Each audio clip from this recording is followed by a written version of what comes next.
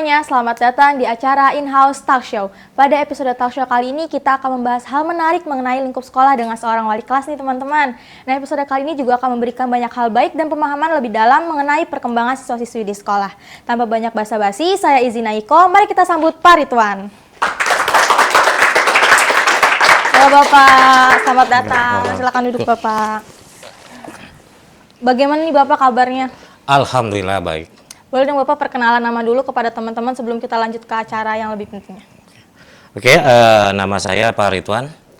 Kebenaran saya saat ini menjadi guru SMK 47, ya. Dan saya diamanatkan menjadi wali kelas kelas 11 PSPT, dan alamat saya tinggal itu di Depok, ya. Di situ di Depok itu ada turunan DGC itu di Jalan Batan Raya, RT 5 dan RW 7 nomor 62. Nah, kebenaran saya saat ini masih punya istri satu, ya. Berarti berniat buat nambah Pak? Iya, satu aja cukup, ya. Satu aja cukup ya. Satu aja. Okay. Ya, satu aja nggak habis. Ya. Tapi dua juga nggak apa-apa kok Pak. Iya. Dan kebenaran saya punya anak itu 3, ya. Yang 2 itu laki-laki, yang satu itu perempuan. Baru lahir yang terakhir atau emang udah jaraknya udah dari lama? Jaraknya itu yang ke-1 sama ke-2 itu jaraknya itu 5 tahun, yang keduanya juga 5 tahun. Oke, kan tadi Bapak bilang kalau Bapak seorang wali kelas di kelas 11 PSPT ya Pak. Iya. Kalau saya boleh tahu bagaimana peran Bapak sebagai wali kelas dalam mendukung perkembangan siswa di lingkungan sekolah?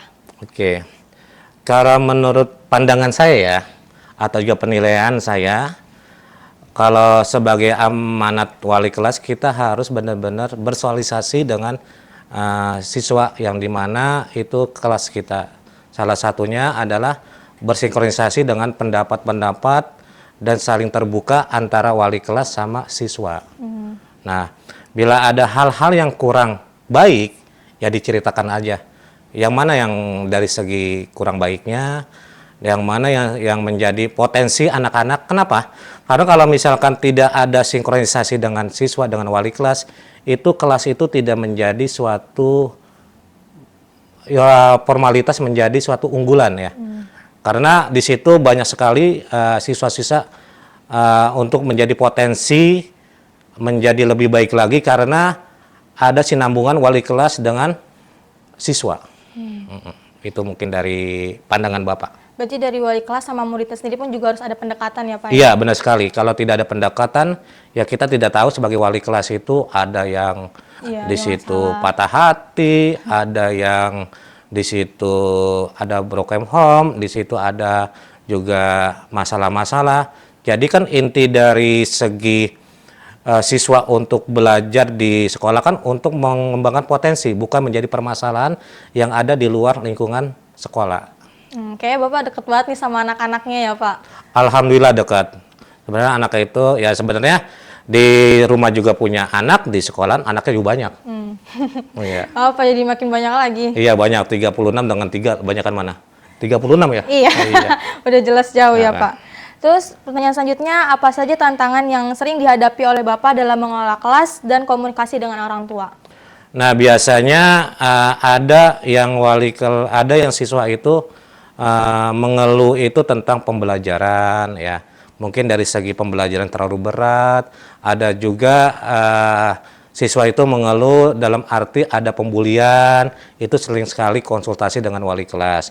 Dan juga terkadang orang tua juga berkomunikasi dengan wali kelas, Pak anak saya kenapa ya Pak? Nah, karena kalau misalkan kita tidak sinambungan, ya menjadi permasalahan antar di siswa itu banyak terjadi hal-hal, salah satunya adalah kalau kita tidak sinambungan itu salah satunya siswa jadi malas belajar, jarang masuk kelas, bisa-bisa itu anak itu bisa trauma dan juga bisa-bisa anak itu bisa keluar dari SMK 47. Maka dari itu Bapak mengharapkan harus ada sinambungan antara wali kelas sama siswa sama orang tua, karena ujung-ujungnya itu yang kita pikirkan adalah anak ini Bapak mengharapkan menjadi potensi suatu saat itu dia kalau misalkan dia lulus di SMK 47 di masyarakat dia menjadi suatu panutan. Ya, mungkin dari segi dia belajar di sekolah itu dia mendapat pelajaran dari guru-guru yang benar-benar punya potensi agar dia bisa mengembangkan di luar. Ternyata komunikasi itu penting ya Pak, nggak cuma sama siswa, tapi ternyata sama orang tua. Iya, benar sekali, karena orang tua itu yang banyak itu sama orang tua kita. Kita kan di wali kelas itu hanya titipan doang, yang mana kita baru kenal itu 1 tahun 2 tahun.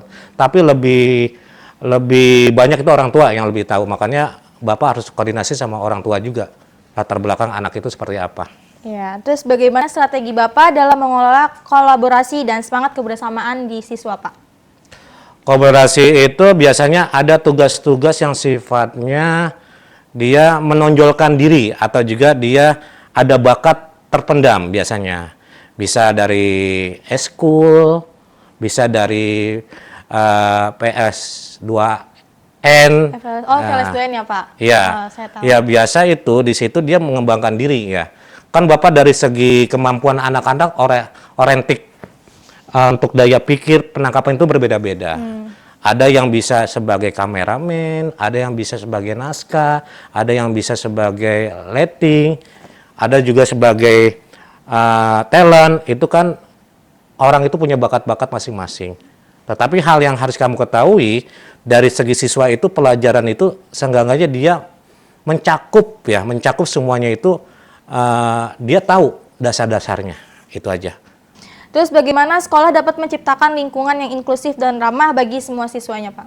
Nah, itu tergantung dari manusianya ya.